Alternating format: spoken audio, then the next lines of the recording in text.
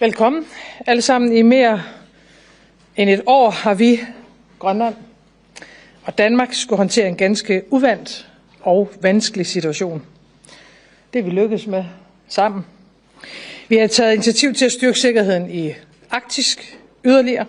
Vi har tætnet båndene mellem os i kongeriget, og vi har opbygget endnu tættere alliancer med partnere og allierede i hele verden. Det har ikke været nemt at stå op imod et helt uacceptabelt pres fra vores nærmeste allierede igennem en menneskealder, men meget tyder samtidig på, at det sværeste nu ligger foran os. Og det er undervejs blevet stadig mere tydeligt, at selvom det er grønlænderne, der først og fremmest mærker utrygheden, og selvom vi i hele rigsfællesskabet har skulle lægge øre til mange fornærmelser, så er der noget meget mere grundlæggende på spil. Det her handler ikke kun om Grønland eller om kongeriget. Det handler om, at man ikke skal kunne ændre grænser med magt, at man ikke kan købe et andet folk. Og det handler om, at små lande ikke skal frygte store lande. Det er derfor, vi klart siger fra.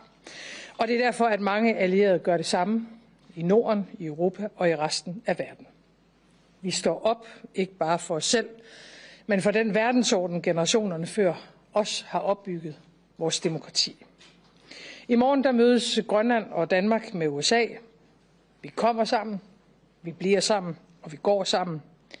Vi vil gerne dialogen, og vi vil gerne samarbejde. Vi søger ikke nogen konflikt, men vores budskab er klart. Grønland er ikke til salg. Det har vi gjort klart fra starten, ligesom vi fra begyndelsen af alt det her har sagt til amerikanerne, at hvis det handler om sikkerhed, så er der meget mere, vi kan og skal gøre i fællesskab, og det vil vi også gentage på mødet i morgen. For selvfølgelig ønsker vi at styrke samarbejdet om sikkerheden i Arktis med USA, med NATO, med Europa og med de arktiske stater i NATO. Og ligesom de baltiske lande for eksempel ikke står alene med at forsvare NATO's østlige flanke mod Rusland, fordi det netop er et fælles anliggende for hele alliancen, så gælder det samme i Arktis. NATO skal beskytte og forsvare Grønland lige så meget som enhver anden millimeter af NATO's territorium. Og den sikkerhedsgaranti, det er det bedste værn mod Kina eller Rusland som en trussel i Arktis. Kære grønlændere, I skal vide, at vi står sammen. Det gør vi i dag, det gør vi i morgen, og det bliver vi ved med at gøre. Og med de ord, så er ordet dit, Jens Frederik. Tak. Først og fremmest så vil jeg gerne gentage, Grønland er ikke til salg. I dag har vi drøftet vores samarbejde mellem Grønland og Danmark. Jeg skal understrege, at Grønland er en del af kongeriget. Vi er en retsstat baseret på demokratiske værdier, og vi har selvstyre under kongeriget Danmark. Situationen er meget, meget, meget alvorlig. Og de geopolitiske interesser, de har lagt et kæmpestort pres på vores land og dens befolkning. Grønland er som en del af kongeriget Danmark medlem af NATO. Vi har stor tiltro til NATO-alliancen. Og ved at NATO støtter os i den her situation, men støtten fra Europa og Danmark er helt afgørende i den her konkrete situation. Vi er sammen om at stå for ukrænkeligheden af territorier, om at beskytte demokratiske værdier, beskyttelse af demokratiet. Vores mål og ønske er fortsat fredelig dialog baseret på samarbejde, med respekt for vores konstitutionelle placering, folkeretten og vores ret til vores eget land og vores ret til vores selvbestemmelse. Men én ting skal alle forstå. Grønland vil ikke ejes af USA. Grønland vil ikke styres af USA. Grønland vil ikke være en del af USA. Vi vælger det Grønland, vi kender i dag, og som er en del af kongeriget Danmark. Nu står vi med en geopolitisk krise, og hvis vi skal vælge mellem USA og Danmark her og nu, så vælger vi Danmark. Vi vælger NATO. Vi vælger kongeriget Danmark. Vi vælger EU. Tiden er ikke inde til interne diskussioner og splittelse. Tiden er til at stå sammen og få bygget videre på det fællesskab, vi kender, og til det, vi ønsker. Tak. Og så bliver der lejlighed til ganske få spørgsmål. Danmarks Radio. Jeg vil gerne spørge statsministeren først i forhold til den danske position og det, din udenrigsminister er rejst afsted til USA for. Fordi hvad er det egentlig, at du kan tilbyde amerikanerne for at lukke den her krise? Og så lige et spørgsmål til Jens Frederik. Hvis nu amerikanerne ringer og siger til dig, vi vil gerne have en alenesnak med Grønland, hvad svarer du så egentlig, hvis du skal tjene dit land? Ja, det vi kan tilbyde amerikanerne, det er at være den gode allierede, som vi har været i ganske mange år, ja faktisk i ganske mange årtier. En stærk NATO-allieret og en allieret, som vil opretholde det Vesten, vi tror på, og det Europa, som vi tilhører. Og det kan vi også gøre omkring Arktis. Jeg tror, man skal se på det på den måde, at vi har en østlig flanke i NATO ind mod Rusland, hvor vi skal afskrække og forsvare os mod Rusland. Vi har en sydlig flanke, der handler om terrorisme.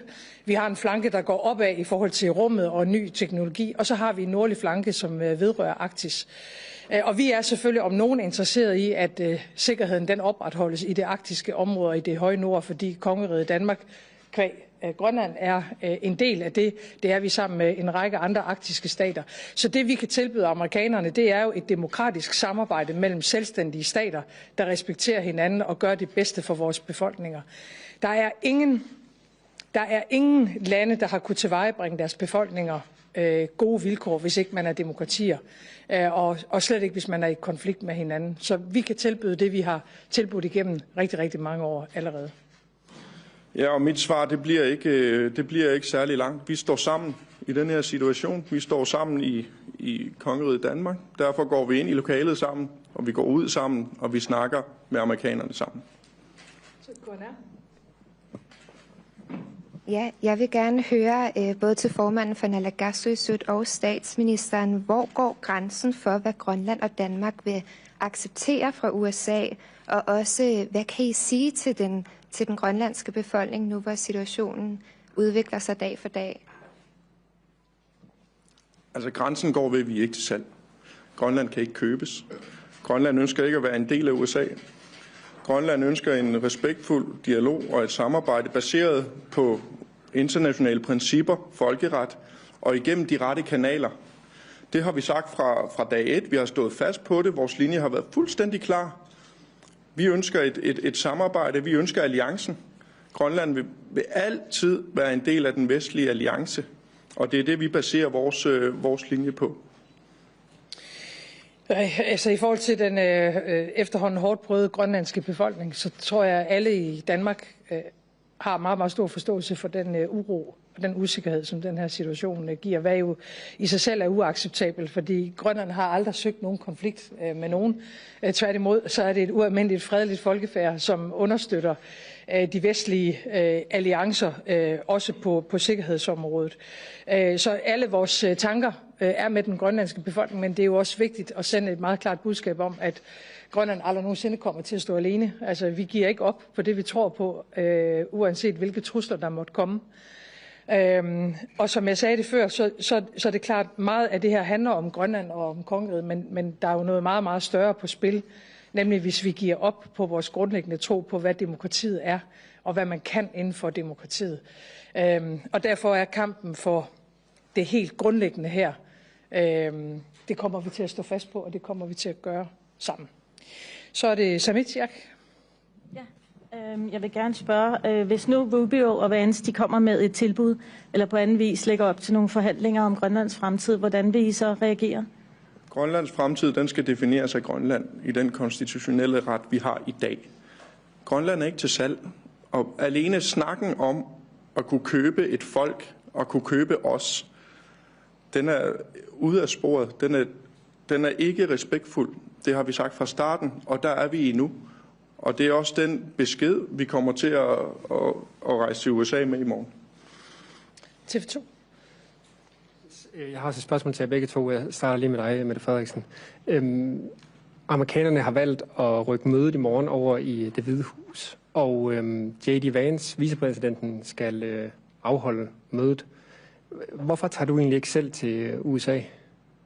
Ja, det vi har aftalt med amerikanerne, det er et møde på udenrigsministerniveau. Det er så blevet ændret her for nogle timer siden.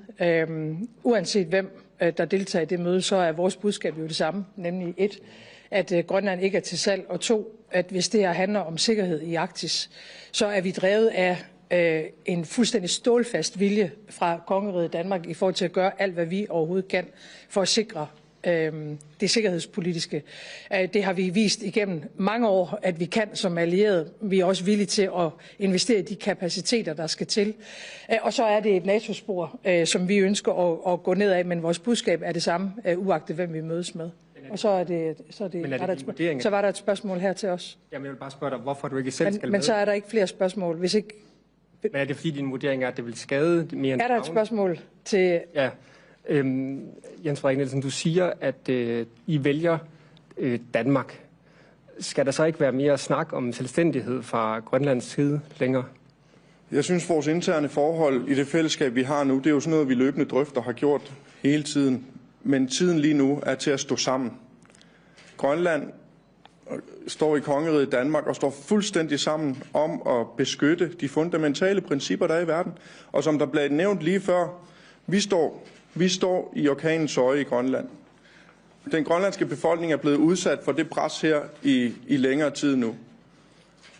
Men det er også et spørgsmål om den verdensorden, vi kender. Hvis man begynder at afbøje de principper, der er blevet bygget op igennem rigtig mange år nu, så er det først der, at kongeriget Grønland, men også resten af verden, de kan begynde at se ind i nogle udfordringer, der bliver svære at bokse med, sagt rent ud. Og det var det, vi nåede i dag. Tak skal I have.